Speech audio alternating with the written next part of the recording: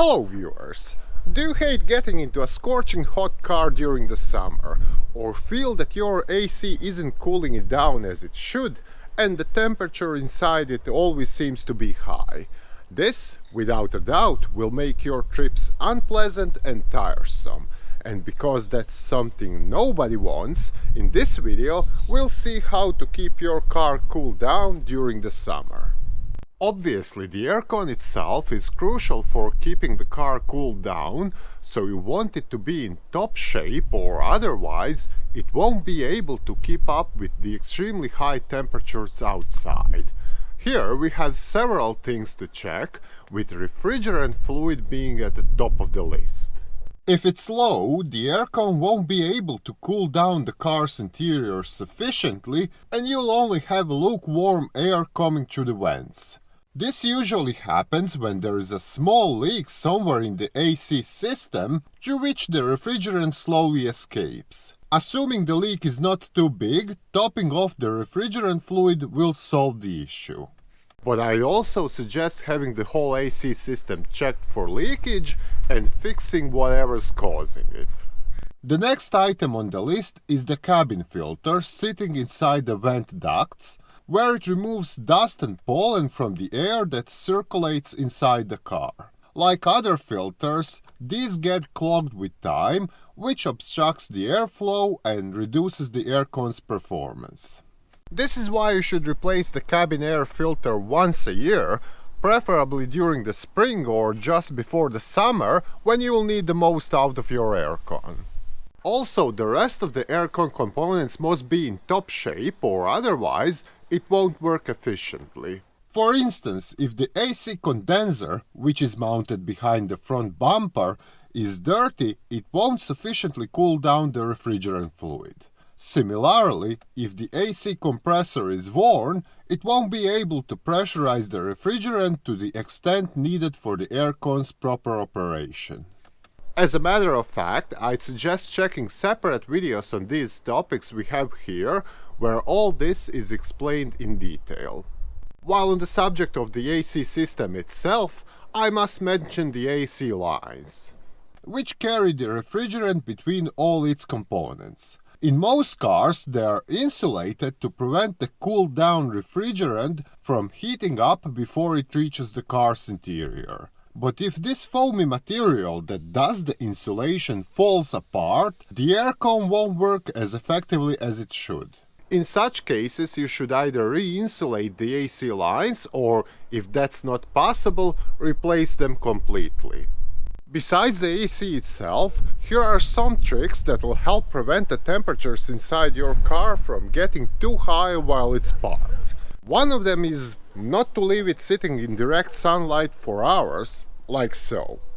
The thing is, when you do that, your car effectively becomes a furnace with sun rays boiling its inside. So, if it's 90 degrees outside, it'll be 110 inside it, and getting in will be hell. Instead, try to find a nice parking spot in the shade. This can be an underground or multi-story garage, or behind a building that'll protect your car from direct sun most of the time. By doing so, your interior will be much cooler to begin with than it would be if you left it cooking under the sun for hours. One thing I'd avoid here is parking under a tree. Yes, they do throw a nice shade, but they can also drip fruity juice and raisin on your car, which is aggressive and damaging to its paint. But if you have done so and notice some drops or sticky fluid all over it, wash the car as soon as possible. Now, obviously, finding a nice shaded parking spot isn't always possible. Many times you'll just have to leave it like so. In such situations, I'd strongly recommend putting up a sunshade over the windscreen like so. This will block the portion of sun rays from getting into the car and heating up the dashboard and all these surrounding surfaces. And, as additional bonus, the steering wheel won't be scorching hot when you get your hands on it. Another thing that can make an immense difference here is tinted windows. Much like the windscreen shades, it will partially stop the UV rays from heating up the car's interior while also giving a sleeker, discreet look. Still, be sure to check the legal requirements about windows tinting in your area.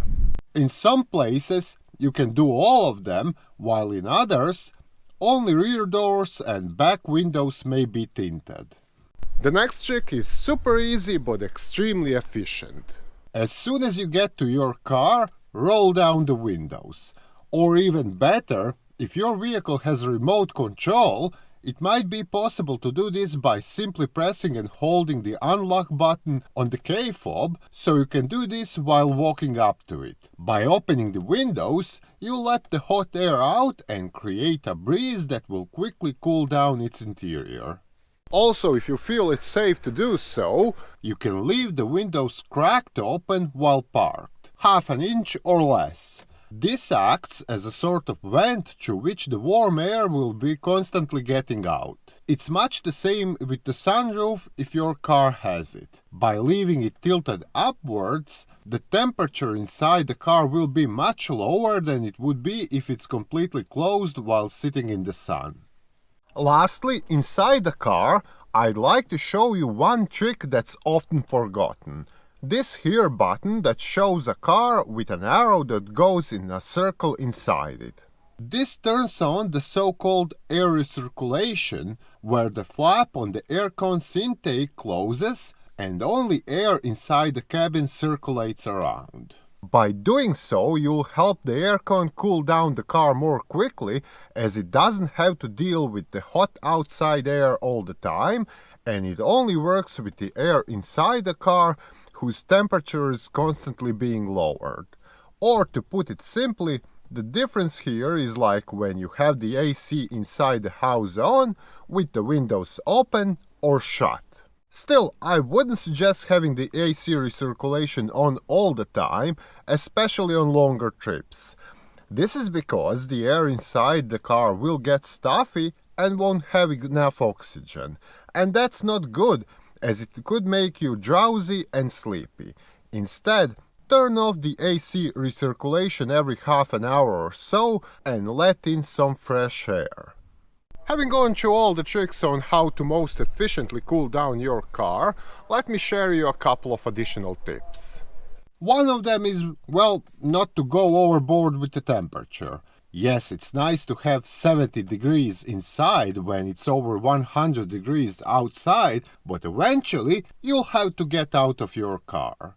And this sudden change of temperature is not only unpleasant, but it also puts a lot of stress on your body, especially if you have some health issues.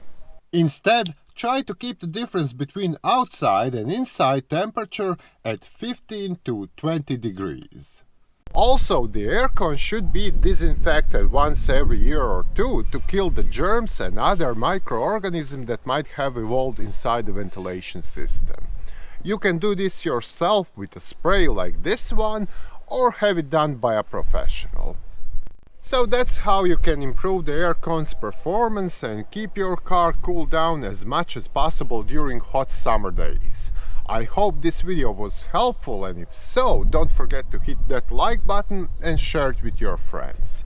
On the other hand, if you're having some different issues with your car, be sure to check other videos here or visit our site mechanicbase.com for detailed automotive repair guides.